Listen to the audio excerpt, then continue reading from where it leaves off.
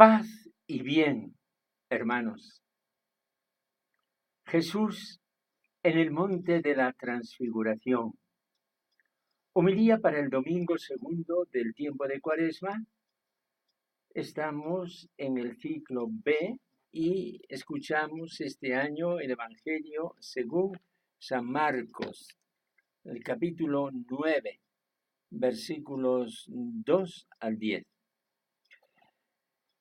6 días más tarde, Jesús toma consigo a Pedro, a Santiago y a Juan. Sube aparte con ellos solos a un monte alto y se transfiguró delante de ellos.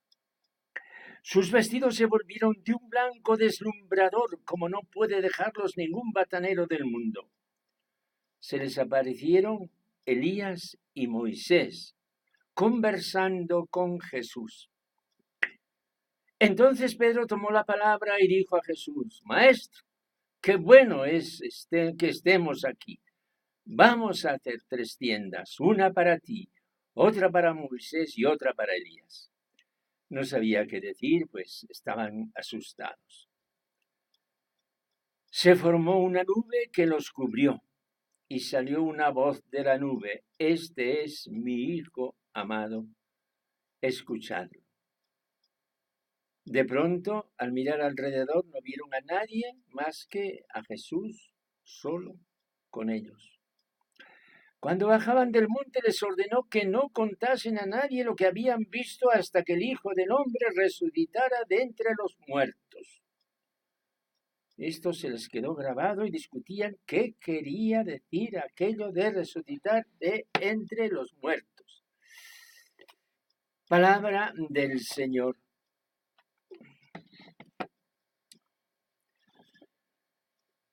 Hermanos, el miércoles de ceniza era el comienzo de la Cuaresma, pero el domingo pasado era como la inauguración solemne de este tiempo sagrado, tiempo santificado, que los libros litúrgicos llaman con una expresión sorprendente: sacramento de la Cuaresma. Nuestra homilía, nuestra meditación de ese domingo, a la vera de San Marcos, era esta: Jesús en el desierto. Y quedábamos maravillados al ver a Jesús empujado por el Espíritu tras el bautismo, que lo lleva al desierto, tras el desierto, que lo lleva al anuncio del reino de Dios. Maravillados al contemplar a Jesús vencedor de Satanás, que al parecer tenía el imperio sobre el mundo. Maravillados, en fin, al ver que los ángeles le servían, lo cual es un anuncio ya del misterio pascual. Y quedaba en el firmamento de nuestra fe esta pregunta constante, que no es una pregunta de duda, sino de admiración, y que la voy trabajando en todas las homilías. ¿Quién es realmente Jesús? La homilía de este domingo puede titularse, como lo acabo de enunciar, Jesús en el monte de la transfiguración. De pronto, la escena de la transfiguración nos parece que es la antítesis de aquella escena del desierto. Una es la lucha, otra es la gloria. Una es el mundo del combate y otra es la Pascua, que es la promesa de nuestra fe. Dos escenas que comprendían todo el camino de la fe, del sufrimiento y la oscuridad a la gloria y el gozo. Pero quizás, hermanos, esta pedagogía de contraste, que nos puede parecer útil, no sea exacta, porque esa pregunta sustancial que cruza nuestra fe en toda su trayectoria, esa pregunta acerca de quién es Jesús, está respondida igual en la escena del desierto y en la escena de la transfiguración. Con el amor que Dios pone en nuestro corazón, acerquémonos hoy al Jesús de la transfiguración, como el día pasado nos acercamos al Jesús del desierto. Para nuestro gozo y sorpresa vamos a encontrar que Jesús es exactamente el mismo. Y vamos a responder antes de llegar al final, porque la respuesta se impone por sí misma. Jesús es el mismísimo Hijo de Dios, todo hombre y todo Dios. He aquí a mi Hijo amado.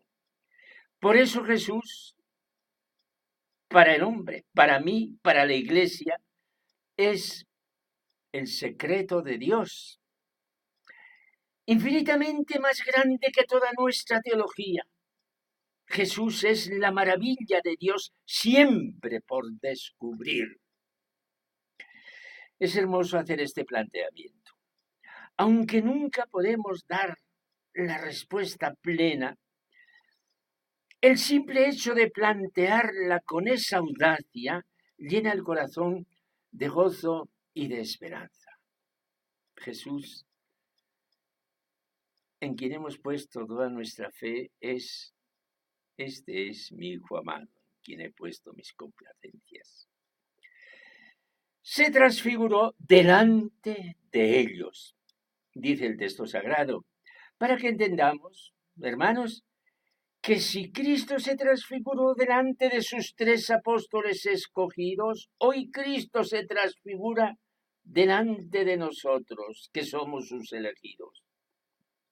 El culto sagrado, la Eucaristía, para el creyente es la más sublime transfiguración de Cristo que existe.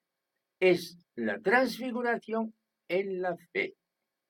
Delante de ellos está significando que la transfiguración es un sublime don que el Padre Dios y el Espíritu daban a la comunidad apostólica, como hoy quieren dárnosla a nosotros. Dios quiere que veamos a su Hijo amado transfigurado. ¿Cuándo? Cuando celebramos la Eucaristía. Y aquí que aparecen Elías y Moisés con su mismísima gloria y con su misma conversación. Conversan en familia porque los 3 de alguna manera son comensales de la misma mesa divina, porque los 3 pueden hablar de lo mismo y entenderse. Para disipar dudas, el evangelista San Lucas nos dice que hablaban del éxodo de Jesús en Jerusalén. ¿Cuál es este éxodo? Pues es su culminación y su Pascua. Hablaban del final de Jesús. Estamos asistiendo a una escena literalmente divina. Estas cosas no se pueden dar en la tierra. Tienen que ocurrir en una zona superior, que es la zona del Espíritu. Los 3 habitan en Dios. Pero obviamente Elías y Moisés, que conversan con Jesús, se muestran subordinados a Jesús. Los profetas y la ley anuncian a Jesús. Elías y Moisés son interesantes no por ellos mismos, con ser los grandiosos personajes que son en el Antiguo Testamento, sino porque brillan con la luz de Jesús. Diremos que Moisés y Elías han sido transfigurados por la luz resplandeciente de Jesús. San Jerónimo, que era un gran admirador del Antiguo Testamento y que lo tradujo, al comentar esta escena dice lo siguiente: no quito nada a la ley y a los profetas, al contrario, los alabo, porque predican a Cristo. Pero leo la ley y los profetas de modo que no me quede en la ley y los profetas, sino que a través de la ley y los profetas llegue a Cristo. Un comentario muy espiritual y muy oportuno y muy verdadero. Y aquí pues, este Jesús que va a la muerte. Este Jesús vencedor y glorioso del desierto sigue siendo el mismo en todos los avatares de su vida.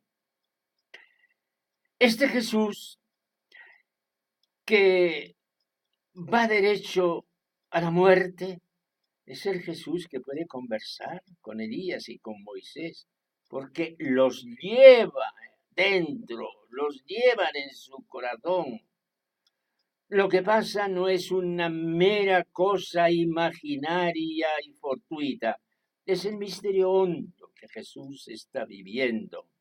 La comunión de Jesús con toda la historia de Dios, su Padre, la historia de salvación.